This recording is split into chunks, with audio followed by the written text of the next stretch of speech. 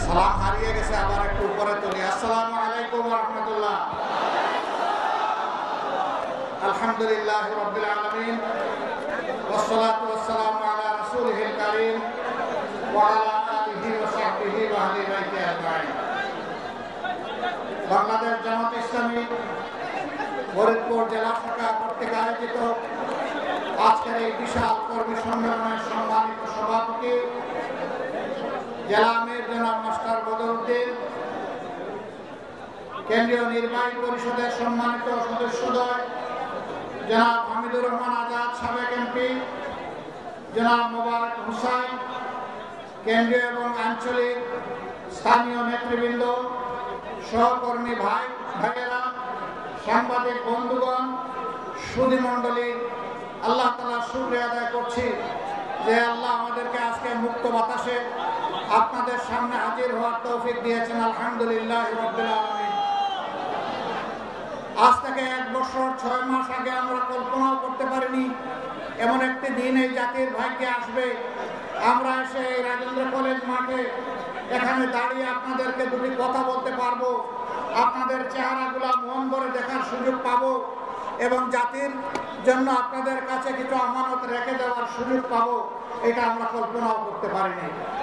আমাদের মাহবুদের একান্ত মেহেরবানি।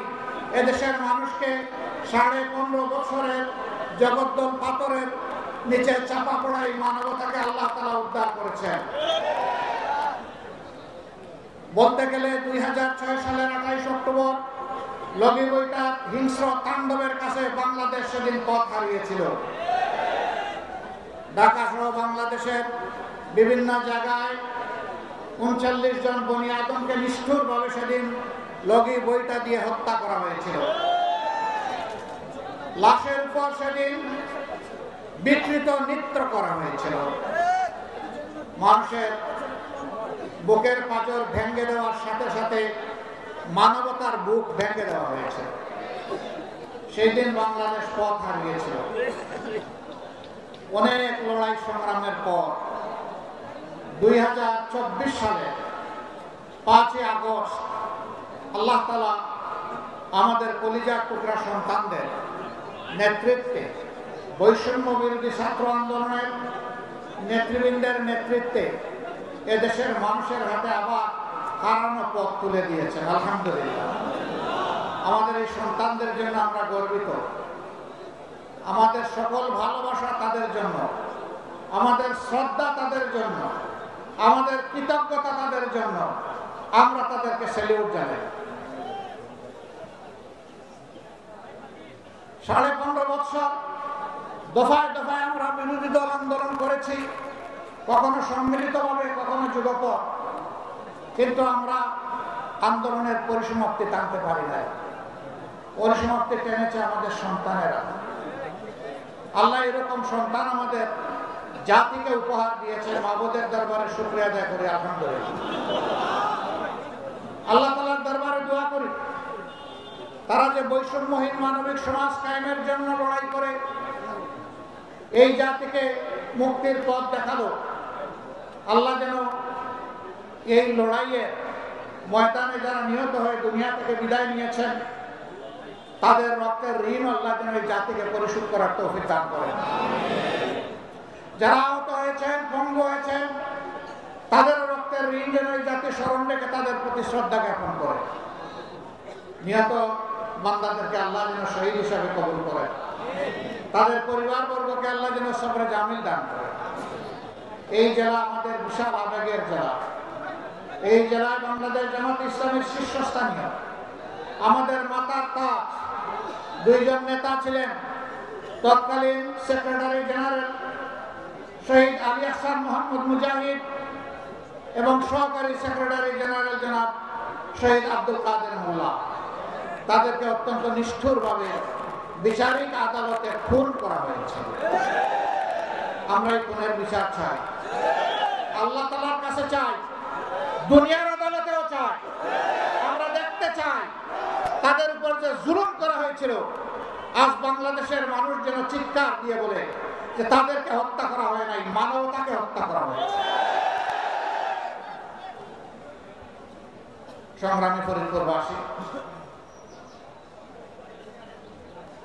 28 সালে জকিবইটার তাণ্ডবের মাধ্যমে যে খুনের রাজনীতি শুরু হয়েছিল, 9 সালে বোঝাপড়ার রাজনীতির মধ্য দিয়ে ক্ষমতায় এসে 9 সালের 10ই জানুয়ারি ক্ষমতার বাগডোর তারা হাতে তুলে নিয়েছিলেন। তারপরের মাসে 25 এবং 26 ফেব্রুয়ারি ঢাকার পিলখানায় বিডিআর সদর দপ্তরে 57 জন কমিটি, চৌকস, দেশপ্রেমিক সেনা অফিসারকে নিষ্ঠুরভাবে হত্যা করা হয়েছিল। তাদের পরিবারের পুরুষ এবং মহিলা সদস্যদেরকে হত্যা করা হয়েছিল। এই গর্বিত সন্তানদের লাশ হত্যার পরে ড্রেইনে ভাসিয়ে দেওয়া হয়েছে। বাতি নিভিয়া খুনিদেরকে নিরাপদ প্রস্থানের ব্যবস্থা করা দেওয়া হয়েছিল। কারা করলো এগুলা? বাতির সুইচ কার হাতে ছিল? এত নিরাপত্তে 2টা দিন ধরে তারা হত্যাযজ্ঞ চালালো, কেন কোনো ব্যবস্থা নেওয়া হয়নি? ক্ষমতার সিঁড়িতে আরোহণ করার জন্য, মসনদে আরোহণ করার জন্য কার্যত সেনাবাহিনী এবং বিডিআর 2টা বাহিনীকেই ধ্বংস করে দেওয়া হয়। জাতি তার বিচার চায়। আমরা হত্যাকারী এবং হত্যার পরিকল্পনাকারীদের নাম জানতে চাই, ওদের মুখ দেখতে চাই, ওদের আমরা ফাঁসি চাই। প্রিয় দেশবাসী, এই যে হত্যার রাজনীতি চলতেই থাকলো, আল্লামা দেলাওয়ার হোসেন সাঈদী তিনি শুধু বাংলাদেশের জনগণের নন, বাংলাদেশের বাউন্ডারি অতিক্রম করে তার একটা ভালোবাসার রাজত্ব ছিল।